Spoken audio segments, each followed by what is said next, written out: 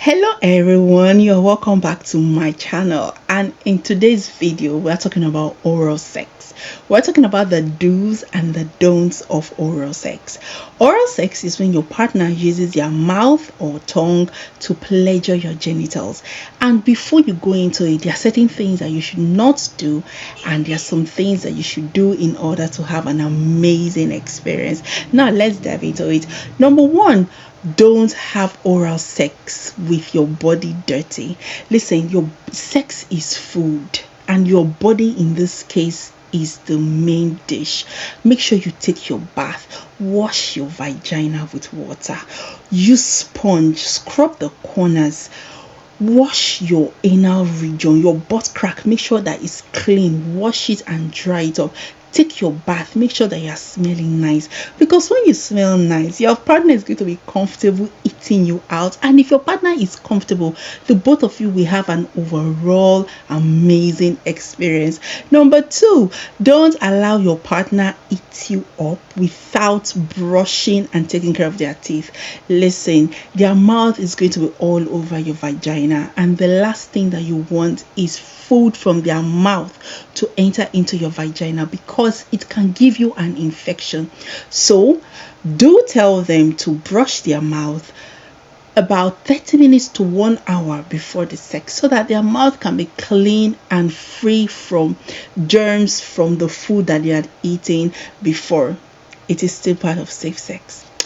Number three, I know that you may want to be adventurous, but do not put food in there. Food like cucumber, sweets, sweetened yogurt and the likes, because the bad bacteria in your vagina love sugar, and when you put sugar, it can make you exposed to yeast infection.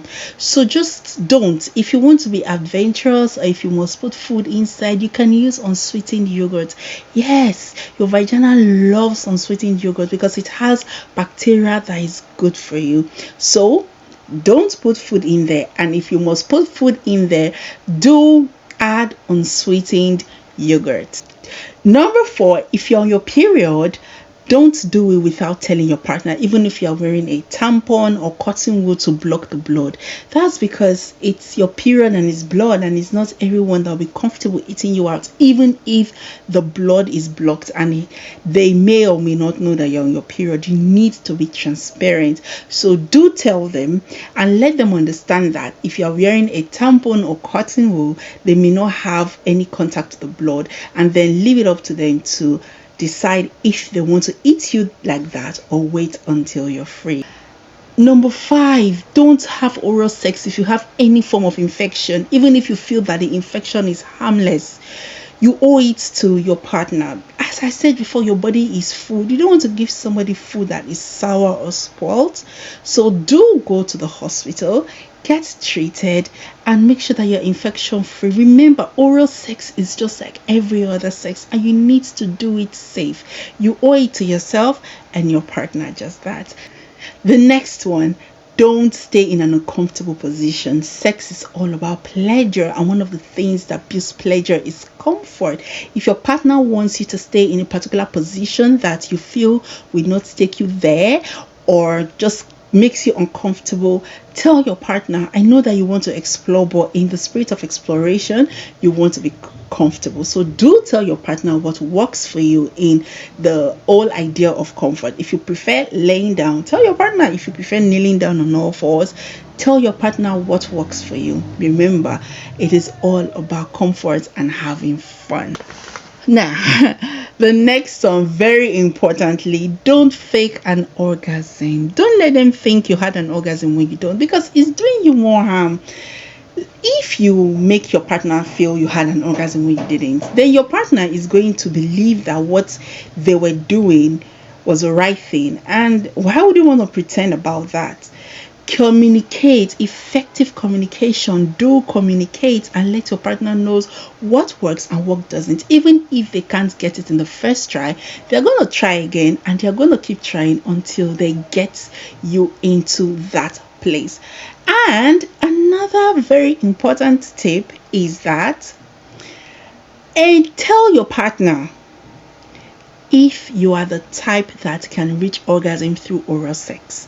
Some women will never reach orgasm through oral sex. It's not because you are not good, it's not because the partner is not good, it's just their body, their blueprints might need that there has to be a penetration, or they have to touch themselves before they get to orgasm. Every woman and their body. So if you know you're the type that don't get an orgasm from oral sex, tell your partner, do communicate. It doesn't mean you can't enjoy it. You can totally enjoy oral sex without the orgasm, but your partner needs to know before you go into it. Also, some women don't want oral sex at all.